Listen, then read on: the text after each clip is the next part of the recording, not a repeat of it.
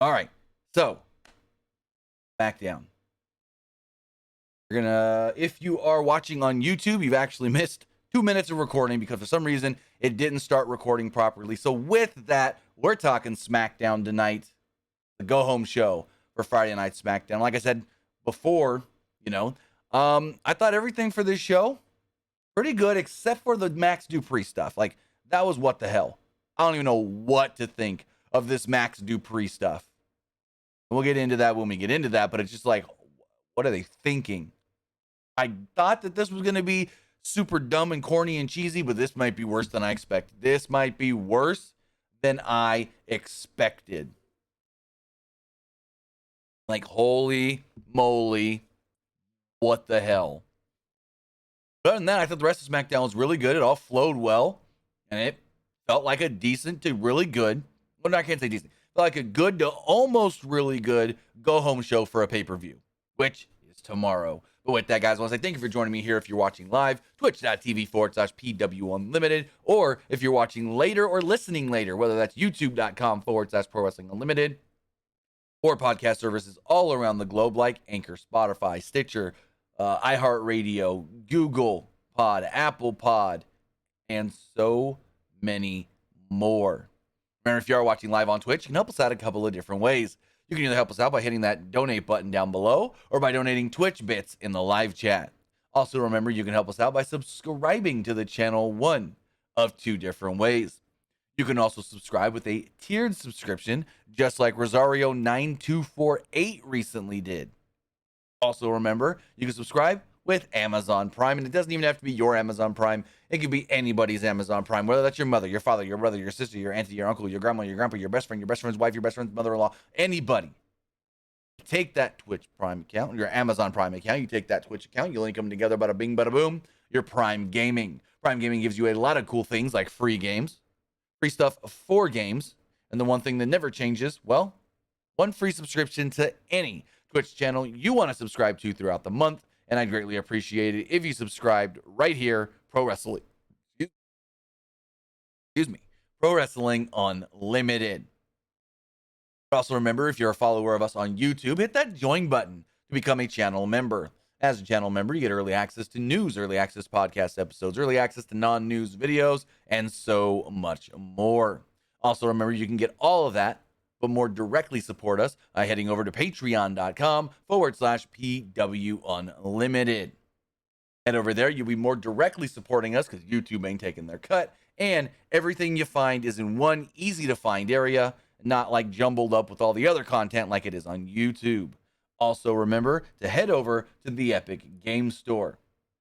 Head over to the Epic Game Store and buy something, whether that's a new game, an old game, claiming the free games, or getting bucks. Whether that's bucks for Fortnite, bucks for Rocket League, or bucks for Fall Guys, get them bucks. Use the code PW Unlimited at checkout. Again, that's creator code PW Unlimited. Use that code, whether that is on your computer in the Epic Games launcher or in the Fortnite, Fall Guys, or Rocket League launcher on your Nintendo Switch, your PlayStation, or your Xbox, whatever version of Xbox you got. So with that, we've got SmackDown to talk about. Action-packed show. So the show starts off, and I think, whoa, are we in 2016 again? Because everybody is sitting on top of ladders. Well, that's everybody except for Omos and MVP. Omos was standing at the bottom of the ladders. Frank Cole and Pat McAfee were also standing at ringside and briefly discussed the participants in the upcoming men's Money in the Bank ladder match. Seth Rollins finally started speaking, and McIntyre and Riddle didn't want Rollins to speak for them, especially McIntyre. Rollins noted that they all agree that the winner should cash in against the winner of Roman Reigns versus Brock Lesnar at SummerSlam. Rollins mentioned cashing in before on those two men. Riddle said that he hopes Reigns wins so he can cash in on him. Sami Zayn would then interrupt and claims that he's going to win the ladder match and sit on this contract for a full year so nobody can cash in on Roman Reigns. MVP then mocked the rest of them for having to sit at the top of the ladder when he said, hey, you know that the Las Vegas odds have Omos, the 7'3", 400 and some odd pound giant, as the favorite to win this match. And I go, MVP, don't be dumb. What betting odds website or sports book in Vegas are you looking at? Nobody has Omos as the odds favorite. I get why he would say it, though. I get why he would say it. He promised that Omos would win and then cash in on either Lesnar or Reigns. Jameson said, you know what? I've won this briefcase before, and I've won it and cashed in on Roman Reigns. But if I have to, lay my Wheaties and cash in on Brock Lesnar.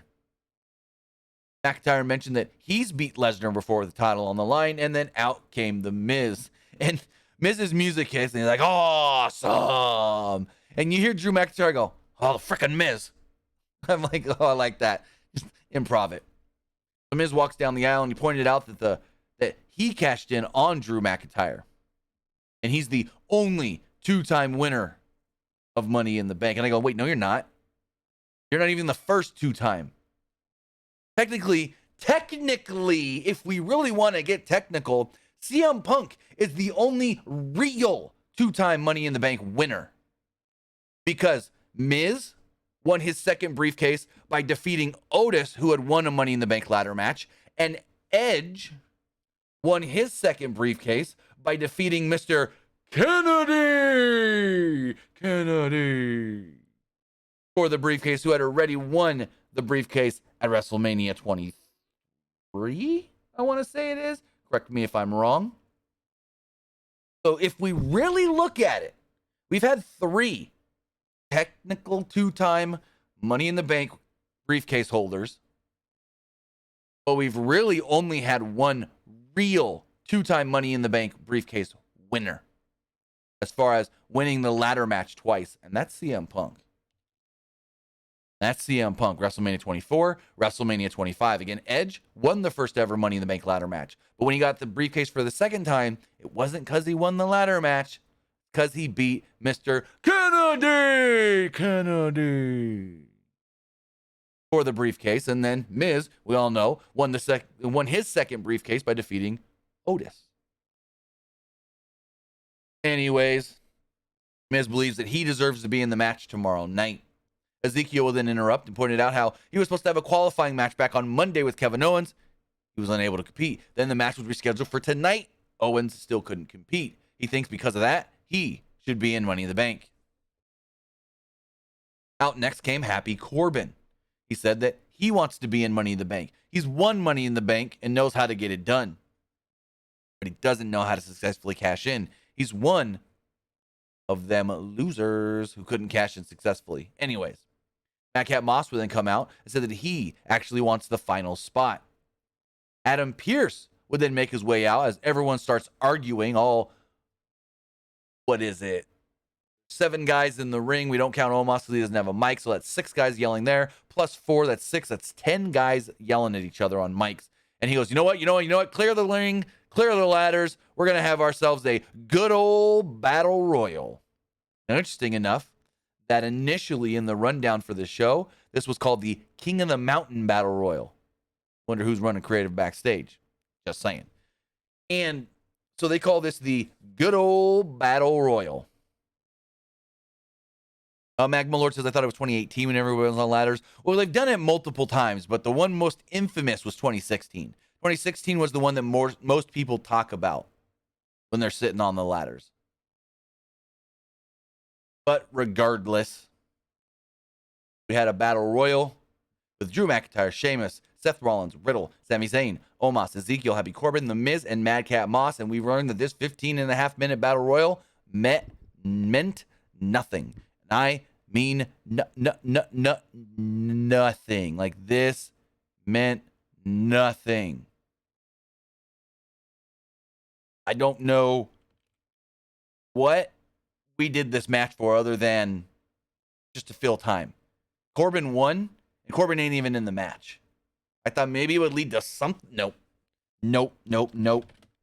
Didn't lead to anything.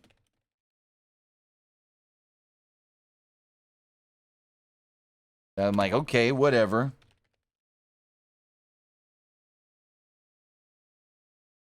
The Battle Royal stuff was a good Battle Royal. I will give it that. But in retrospect, it meant nothing. Also, since Saturday, why'd you call me ma'am? Why'd you call me ma'am?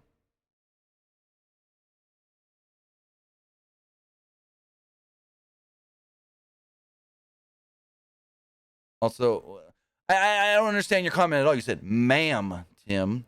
Do I have to rub it in calling Happy Corbin loser? I get you lost tonight, but take it easy on he. What? Huh? That comment since Saturday makes absolutely no sense. Absolutely no sense whatsoever. I have no clue what you're talking about. First off, I'm not a ma'am. That's very offensive. But anyways, everybody in this match got to shine early on without any eliminations. Omos then dumped Ezekiel for the first elimination. He followed this up by tossing Moss and The Miz. Riddle attacked Omos, but he got beat down. McIntyre and Omos faced off in the middle of the ring. They traded shots, and Omos took over. McIntyre then fought back. Omos then rocked McIntyre with a headbutt. Omos continued to dominate and faced off basically with everybody. Rollins and Omos went face to face. Rollins then waved goodbye as he literally eliminated himself and said, I'm done with this. And Seth freaking Rollins may have been the smartest one of the bunch. Smartest one of the bunch. If we're thinking of this as real, the smart move here is to not be in the match and not accidentally bang yourself up before the ladder match tomorrow. Seth, freaking genius. I got you since Saturday. Autocorrect got you. As we move forward with this match, Rollins laughed at Omos at ringside. Riddle went under the bottom rope and took out Rollins with an RKO to a huge pop from the crowd. Riddle then caught Omos in a triangle choke over the ropes. McIntyre and Sheamus then helped out and dumped Omos over the top to another huge pop. After a commercial break, it was down to Riddle, Sheamus, Zayn, Corbin, and McIntyre. The fans broke out into a Riddle chant. Corbin looked at McAfee as he gave Riddle a choke slam backbreaker. Riddle took over with a bro to sleep on Corbin. He followed this up with a power slam and a draping DDT on Sheamus. Riddle went for the RKO, but Sheamus threw him over the ropes. Riddle ended up on the apron, but fought back. He climbed up the second rope, but Sheamus hit the bro kick to eliminate Riddle. Corbin and Zayn worked together on McIntyre. McIntyre moved, and Zayn hit the Aluva kick on Corbin. Corbin then slipped out of the ring under the bottom rope, not getting eliminated. McIntyre then went for the Claymore on Zayn, but Sheamus hit a bro kick instead. McIntyre then recovered and ran wild on Sheamus. He threw Zayn across the ring and hit a Future Shock DDT on Sheamus. McIntyre hit the Claymore on Zayn and tossed him over the top rope. Sheamus and McIntyre tried to eliminate one another, and then suddenly Corbin jumped back in the ring and threw both men out to win the Battle Royal, doing successfully what Miz tried to do just 4 days ago on Raw. Miz tried to do the same thing on Raw. Slide out of the ring, and then once there's only two people left, jump back in, steal the win, but it didn't work on Monday. It worked tonight, though. Corbin then looked at McAfee as he celebrated. After a commercial break, Kayla Braxton interviewed Corbin in the back about his win. He said, I'm so happy right now, Kayla. I'm farting rainbows. I am farting rainbows. Braxton then asked about McAfee's challenge, and Corbin looked down and didn't speak. Didn't say a word. Saturday says, man, I feel bad for Happy Corbin. He deserves to be in this match. Corbin was screwed. How does he deserve to be in the match? He, yes, won the Battle Royal. Battle Royal wasn't for the spot. The four-way was, and he lost that match. So, how was he screwed? No, he was not. Also, everyone always complains, same people getting always in the same types of matches and same opportunities. Well, somebody new is actually getting pushed. Somebody new is actually getting used well. It's not just the same 5 to 6 people being pushed in a big spot. Madcap, somebody new. And I like that. I like that a lot. And they're actually not doing bad with Madcap Moss. Yes, I get it. The whole stuff with Corbin was dumb. Keeping the Madcap name is dumb. But since he turned babyface, I don't think they've done horrible with it. I don't think they've done bad at all. So they showed a video of Ronda Rousey and Natalya and the hype for their match tomorrow night with the Smackdown Women's title on the line. In the back, Megan Morant interviewed Natalya. She mocked Rousey, she mocked Rousey's acting career and said that she knows why Hollywood's not knocking on her door anymore. She knows the sharpshooter hurt Rousey. Natalya doesn't care about Rousey's comments, and she promised to force Rousey to tap out the sharpshooter tomorrow night. She actually tweeted out a photo of herself and said, "I will make Ronda tap out with my rack out." And then got a recap of the Viking Raiders attacking the New Day and Shanky last week. And then we got what was supposed to be the New Day versus the new vicious Viking Raiders. That match never happened. Kofi Kingston and Xavier Woods were in the ring. And Kofi made a joke saying, "Oh, we're here in June." And Xavier goes, "It ain't June no more, it's July." And Kofi had the dumbest joke. "What? You Julyin'? You Julyin'? It's really July?" Viking Raiders then finally came out. Fans booed. And, well, no. First off, they mentioned the Viking Raiders. Fans booed, and Wood said, "Boo louder." They mocked the Viking Raiders for being serious, dangerous, and vicious. Viking Raiders music hits, and they literally called them, they said, making their way into the ring, Eric and Ivar, the new vicious Viking Raiders. And I'm going to go, whoa, okay then. Michael Cole and Pat McAfee each also called them the new vicious Viking Raiders. The two teams squared off in the ring, but the match never started. Woods pretended to hand over the microphone, but dropped it instead. Both teams brawled until the Viking Raiders beat the ever-loving crap out of the New Day. They beat them down with their shields. And I think gave Kofi like a double choke slam spinebuster type deal. I didn't write it down, but I know they looked like they were about to leave. They came back and slammed Kofi again with I think it was either double choke slam or double spinebuster looking move. Correct me in the comments or the live chat if it was one of those or something different. I didn't write it down though. I just wrote they came back before trying to leave and slammed Kofi. In the back, Miz, Corbin, Madcap, and Ezekiel were all arguing. Also, I'll talk about Ezekiel really fast. Ezekiel and Pat McAfee. So we're in that battle royal earlier on, and McAfee makes a reference to Ezekiel and then goes, "Well, Ezekiel's older brother and I went to high school together." And I'm like, wait, what? One quick Google search, and that's true. They're literally the same age. They're both 34 years old. Well, actually, I'm going to sneeze here in a second. Give me 1 second. Pat's already 35. Elias will be 35 this year.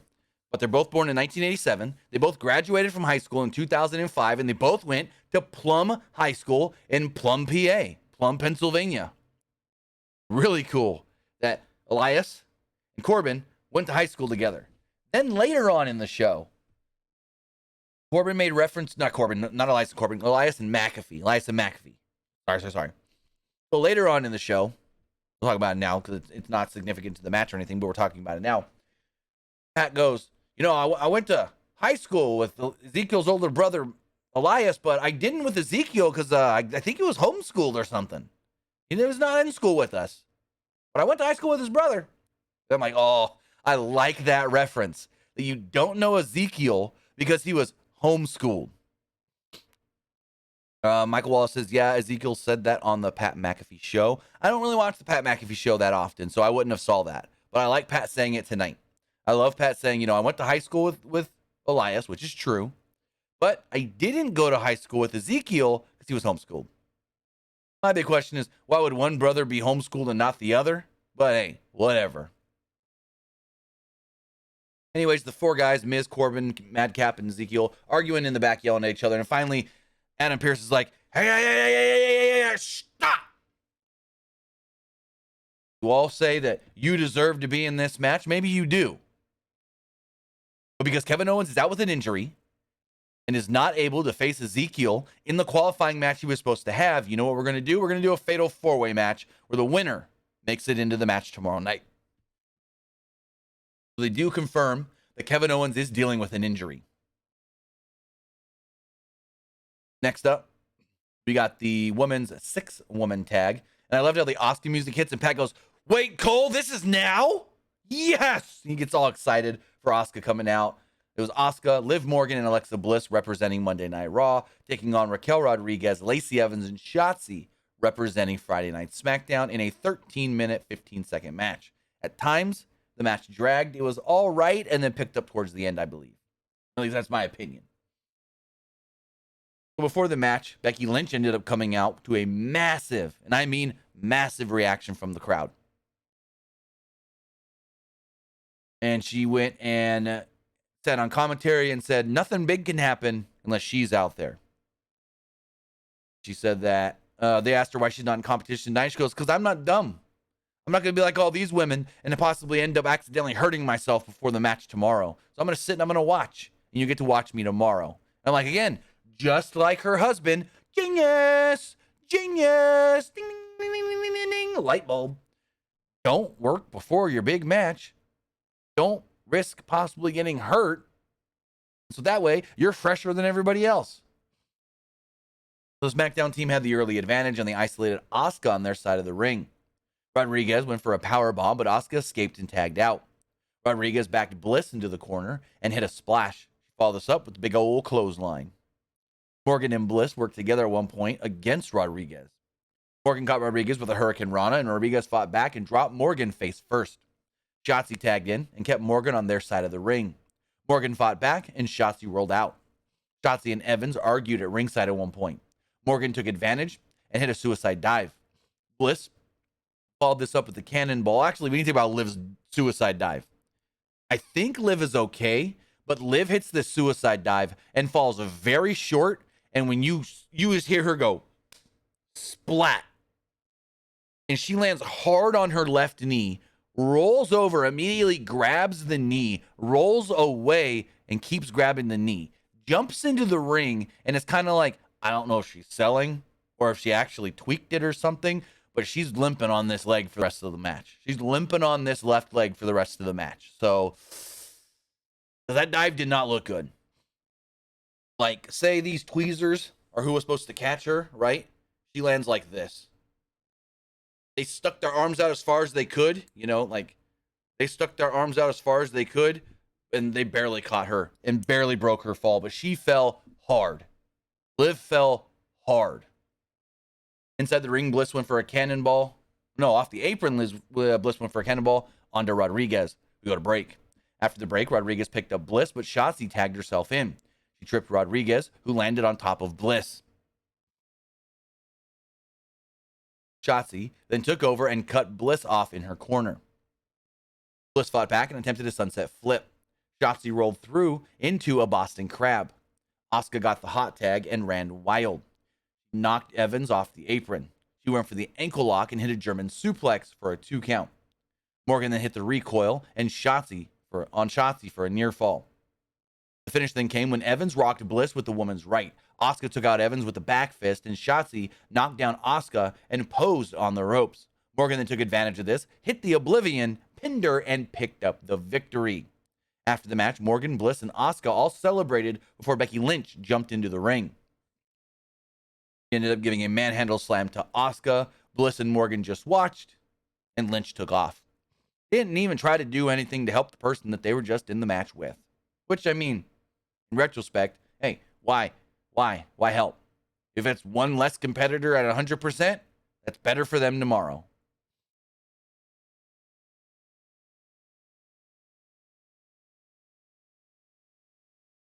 In the back, Sonya Deville approached Adam Pearce, filed a complaint with management because Pearce put her in a handicap match last week. She said that she said what he did was wrong. Deville then slapped him in the face, and I go, whoa, whoa, whoa! Is she going to be fined? Is she going to be suspended? We've learned before, you put your hand on an official, that's a fine and a suspension. So, Sonya should be fined and suspended. We then got an AMA moderated by Caleb Braxton. It was the Usos and the Street Profits. I thought this segment was really good, but a couple of things were like, what? Where'd that come from?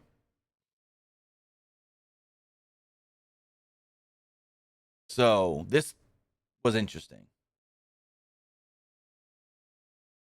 Hey guys in the chat, don't argue over nothing. Like, yes, Io and Asuka may be friends, but EO possibly leaving the company has nothing to do with Asuka and Meltzer reporting about EO. Like, don't argue about stuff that's nothing to do with the other. Like, just because EO might leave WWE and Asuka's still here to stay has nothing to do with one or the other. So, cool the arguing in the live chat, guys. Anyways, then Saturday. Comment with the in-character fan shit. Like, come on, guy. Come on, guy. Comment with the in-character fan shit. Adam Pearce deserved the slap. No, he didn't. If you're thinking really, no, he fucking didn't, you dumb nut. Kayla Braxton hosted this and asked some serious questions. Braxton asked the Usos how fearful they were about losing their titles and Roman Reigns' reaction if they did. The Usos mocked the question and noted that they're running all the shows. Montez Ford laughed and noted that Reigns is the one that runs everything. Dawkins also added that the Usos run the grocery store. Now, my question here is, what's the stip?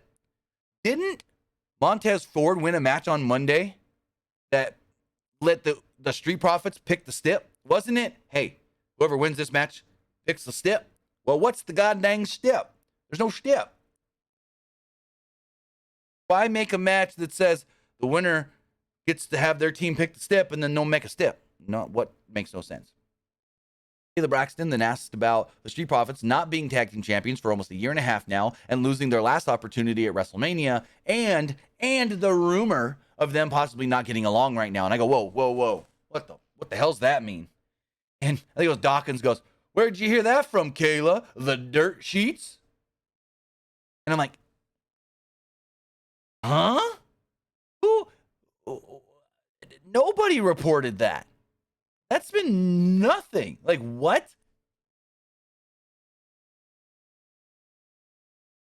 Like, who the hell reported that the Street Profits aren't getting along? Like, what? That makes no sense. That made no sense. And then they go, because there's times when there's bombastic rumors that get reported by dirt sheets. Whether that's Dave Meltzer, whether that's Sean Ross Sapp, whether that's Mike Johnson, whether that's Raj Giri, whether that's, me, I've reported stuff that comes out not true. Sometimes people get things wrong and they say, oh, I heard this rumor backstage. And so WWE, a lot of times, will bring that up on television and then go, oh, where's that from, a dirt sheet? So, like, for them to do that tonight here made no sense because no dirt sheet or dirt sheet writer, quote unquote, reported that. Nobody said anything at all about the Street Profits not getting along. Because usually when WWE does something like this, it's a debunk. It's basically them going on TV, not flat out acknowledging it, but acknowledging it enough to debunk it. So I'm like, well, what are they fucking debunking? This made no sense. Ford would go on to praise the Usos family legacy. He said they're going to end the Usos legacy tomorrow night and begin their own. The Usos and the Street Profits then got face to face. The Usos admitted that they respect the Street Profits. Yet the Usos give the Street Profits catchphrase. They're like, we this and this and this and this, but we want the smoke. And the Street Profits were like, we this. You guys are the twos, we the ones. And that's how the segment ended. Pretty good segment, pretty good back and forth segment, other than the very confusing, what about the rumors of you guys, Street Profits, not getting along? And I'm like, wait, what? Huh? That made no sense. Also, still no step. So in the back, Max Dupree approached Adam Pearce and finally said that he will reveal his new clients. And they're like, oh, Max Dupree will reveal his clients next. We then got a recap video of Gunther retaining his title last week against Ricochet. And then we got Maximum Male Models with Max Dupree. Or as Pat kept saying, Dupree. And I'm like, this shit is so stupid. This is so dumb. Dumb. So Max Dupree's in the ring and he's like, I want to talk about my clients. We got this and that and da-da-da-da. And my first client, you may know him as Mace, but now you know him as Marseille. And Mace walked out on a red carpet. And Dupree was describing him and his fashion style and this and that. And walked down the ring, strutted, posed, and this and that, and da-da-da. Then he introduces his next client. He says, you may know this man as Mansoor, but he is now known as Mansoor. Mansoor. He walks out. He's got a damn, what's it called? Fanny pack strapped across his chest. And I go, man, people that wear fanny pack strapped across their chest look like the biggest goobs, biggest geeks, biggest just doofs. Wear a fanny pack how it's supposed to be worn. Around your fanny. You wear it around your waist. It ain't called a chest pack. It's called a fanny pack for a reason. Because you wear it around your waist, up right above your butt, right above your booty. Booty patootie. Mansoor walked out, looked more jacked than we've ever seen him, then walks to the back. Both Mansoor and Massey walk back out together. And fuck. Frickin' Mace looks this tall, right? And Mansoor's down here. Mace made this man look small. Short. Very small. But this was quite the segment. I don't even know what to say other than it was something. It was something. In the back, Megan Moran interviewed Ronda Rousey. She mocked Natalia, said Ronda can't count.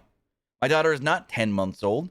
She's 9 months old. And if Natty was really my friend as she said she was, she would know that. My daughter, she was actually born in September. I think it's very stupid to wear a fanny pack across your chest there since Saturday. You might not think it is, but I do. I do. But also, I'm going to say it right now, I'm simple folk. I don't understand fashion. I mean, trust me.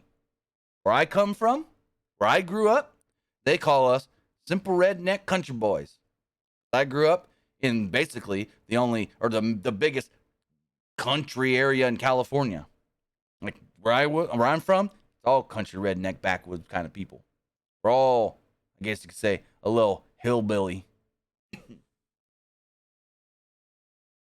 So to me, it's dumb. Maybe I don't understand fashion. I mean, I'll agree. I don't understand fashion. It's like I don't understand these newfangled slang words. Whenever I see someone using some weird slang type word on Twitch, Twitter, and whatnot, I always go message Nick. Hey, what the hell are they trying to say here? What is this supposed to mean? You know, I just come from a different breed of people.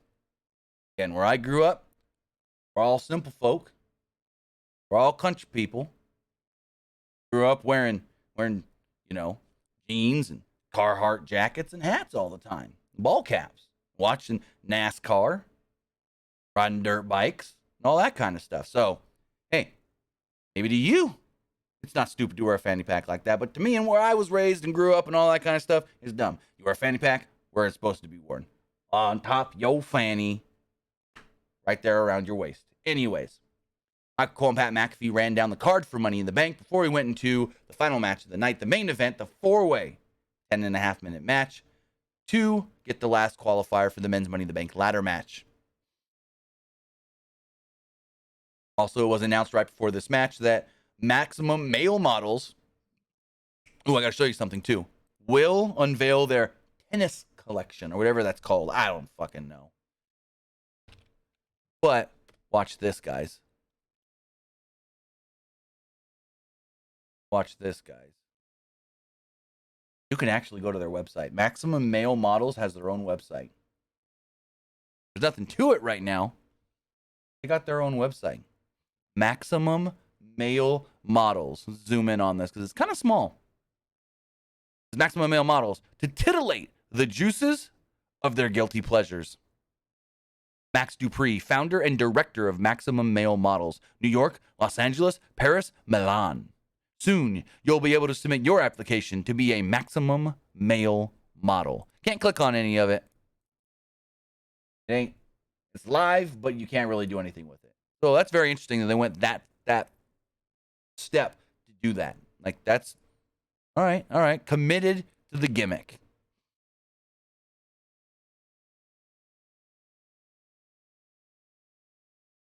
So as we move forward, we got the Fatal 4-Way match that I don't think anybody expected to see frickin' Madcap Moss win. But out of everybody in this match, I'm actually most happy for Madcap Moss. Like, Miz, Seen him in plenty of Money in the Bank matches. Corbin, okay, whatever. Ezekiel, who I thought was going to be in this match.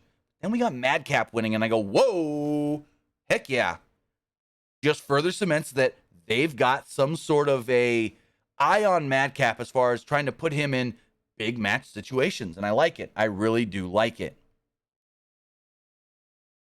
So, also, with Madcap winning here and not Ezekiel, that leads me to assume, you know what assuming does, so I'm not saying I know this for sure, that I guess this final spot was supposed to go to Kevin Owens maybe, but because Owens is out injured, couldn't compete and whatnot. Because if Ezekiel was always supposed to beat Owens to be in the Money in the Bank ladder match, you would have thought Ezekiel would win tonight. But if with Ezekiel not winning, that does lead me to think, hey, maybe that was supposed to be Kevin Owens in the ladder match on Saturday, but not going to happen now because he can't. He's injured. So all four men traded shots right at the bell. Ezekiel gave Moss a sunset flip, and Moss gave Miz a German suplex simultaneously. This spot was very cool. So Moss grabbed Miz and was about to German suplex him when Ezekiel jumps off the top rope with the sunset flip, flips over Moss, slams him down. Moss doesn't let go of Miz. Bada bing, bada boom. D Price says, what's Owens' injury? We don't know. All they've said is Owens is unable to compete, and Adam Pearce basically said, because Kevin Owens is injured, we're going to set up this four-way. Corbin at one point took over after pushing Moss into the steel steps. He then gave Miz a back suplex on the apron. Corbin then turned his attention to Ezekiel and gave him a chokeslam on the announce table while staring a hole into Pat McAfee. And when he did so, Pat actually looked a little scared.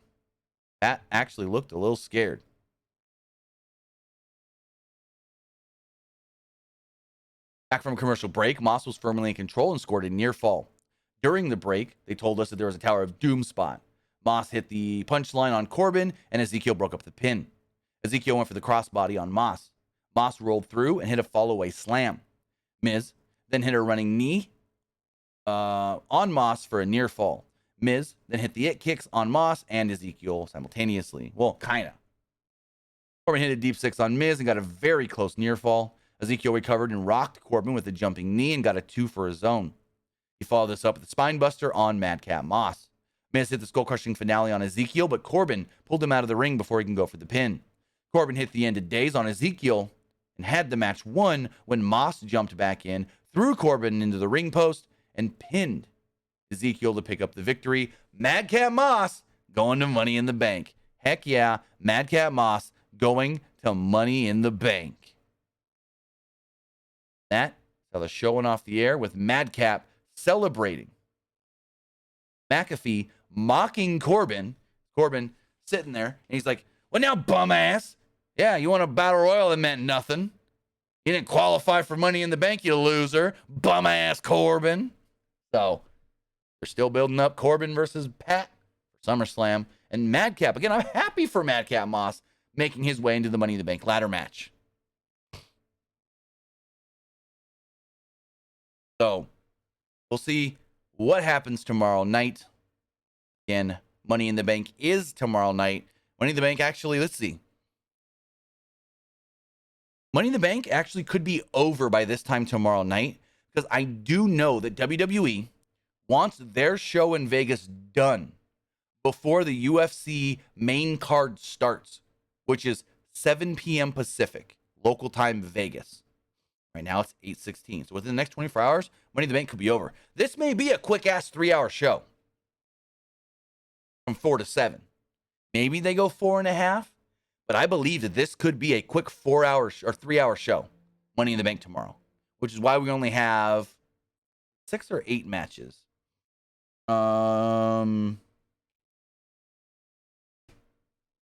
We only have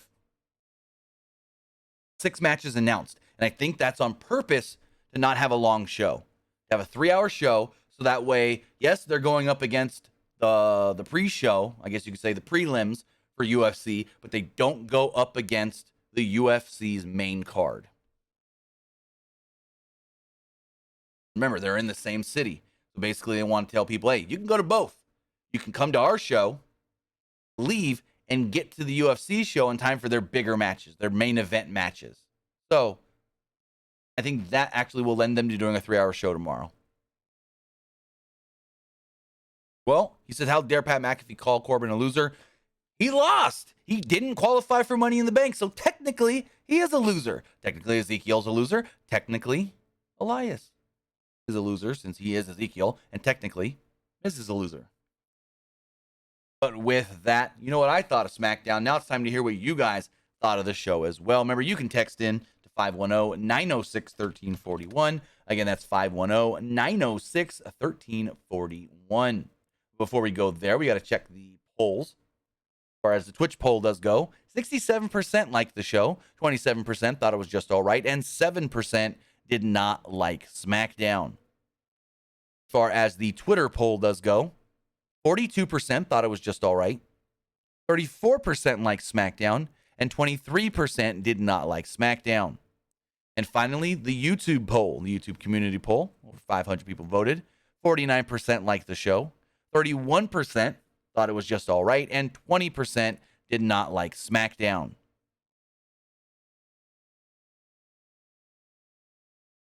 So as we go forward, person here says, do you think there'll be an 8th member of each ladder match? If so, who? Nope. No, there won't. They would have said so. They would have told us that there's going to be an 8th person and a surprise. They would have told us because that would have been more intrigue into the show. But they said on Monday, Becky Lynch is the final competitor for the women's match. They said tonight, Madcap Moss is the final competitor for the men's match. I don't know why people can't grasp that. Final means final. God dang it. It says, I really like SmackDown tonight and really wanted to see Miz get a spot in Money in the Bank. Also, why do you think they changed the Battle Royal if I didn't count compare to the Fatal 4-Way? What? If it didn't, wait, huh? Why did they do the Battle Royal? Pillar. I have no clue. I can't answer that question at all. Like it would have made sense if someone like a Drew won. And then Drew's like, I got momentum going into Money in the Bank. But Corbin winning it really made it just very insignificant.